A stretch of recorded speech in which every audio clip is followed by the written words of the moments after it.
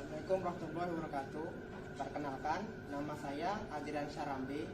Saya di sini senior operator lokal boiler dan saya saat ini akan mensimulasikan tentang proses startup untuk JB boiler. Adapun tahap pertama yang untuk kita lakukan pada startup boiler itu hal pertama yang harus kita lakukan adalah perencanaan. Perencanaan dan persiapan. Adapun hal-hal yang butuh kita untuk persiapan sebelumnya salah satunya adalah seperti APD untuk menggunakan airmap dan helmet dan alat komunikasi kita berupa HT. Dan adapun untuk membantu kita untuk memudahkan kita dalam proses startup adalah kita mempunyai SOP atau standar operasional prosedur. Dan yang selanjutnya kita untuk persiapannya adalah kita melakukan checklist pada equipment JB boiler yang akan kita startup dalam kondisi yang sudah ready untuk melakukan startup. Dan selanjutnya hal yang perlu kita pastikan adalah untuk level domain kita.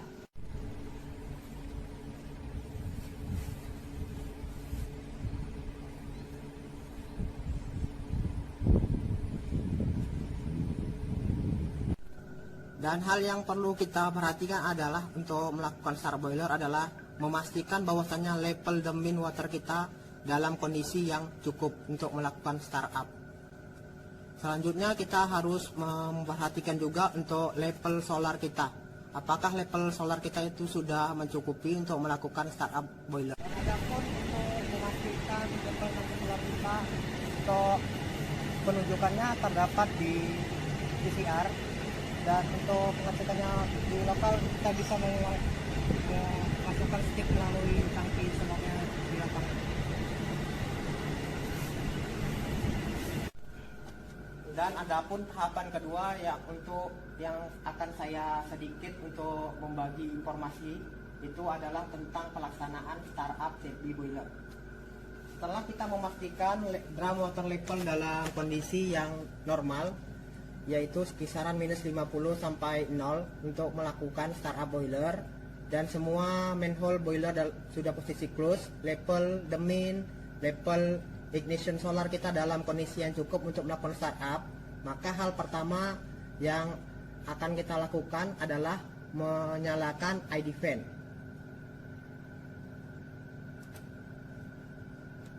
Setelah ID fan A dan ID fan B running, kita pastikan vakum kita ini di kisaran minus 50 sampai minus 100.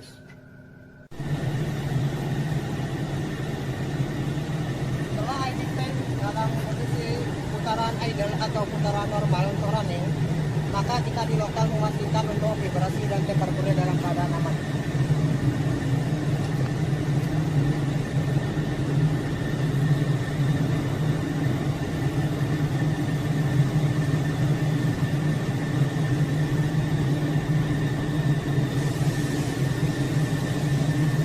Setelah ID fan nyala dan vakum dalam kondisi yang normal, maka selanjutnya yang kita perlu perhatikan adalah kita harus menyalakan primary air fan.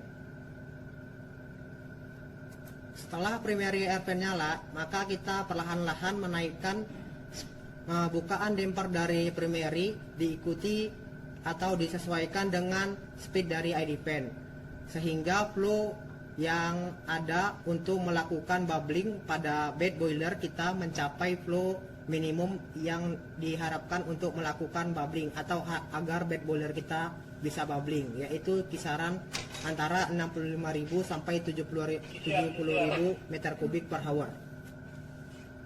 Dan tetap dijaga dengan menaikkan atau menyeimbangkan vakum kita, dan jaga vakum tetap berada di minus 50 sampai minus 100 PA. Setelah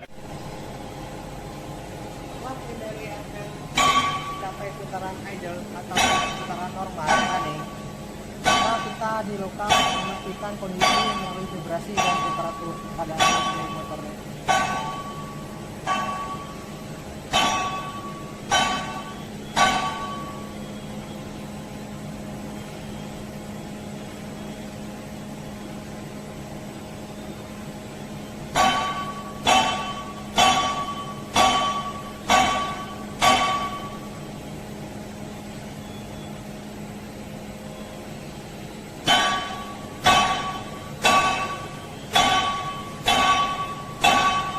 tahapan selanjutnya kita harus melakukan start untuk material return.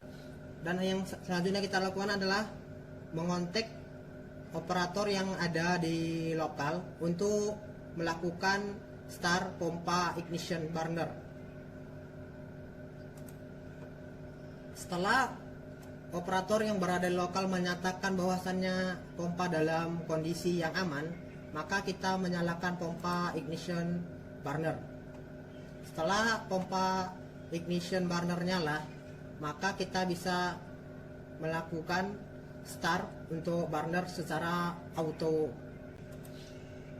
Setelah burner menyala, maka kita tinggal menunggu kenaikan temperatur bed boiler kita hingga mencapai temperatur 450 derajat Celcius. Setelah temperatur bed boiler kita mencapai temperatur 450 derajat Celcius, maka kita perlahan-lahan melakukan start pada coil feeder kita untuk membantu menaikkan temperatur bed boiler kita hingga pada temperatur 600 sampai 700 derajat Celcius. Setelah pada saat temperatur itu, maka pompa solar kita bisa kita stop dan kita matikan untuk ignition burner kita. Dari startup CB boiler adalah pelaporan, yang dimana pelaporan tersebut berisi tentang semua trouble atau permasalahan yang kita temui pada saat startup CB boiler dan action apa saja yang kita lakukan. Dan setelah semuanya kita record di logsheet kita di lokal dan di laporan logbook kita, maka semua laporan itu akan kita serahkan kepada suite leader kita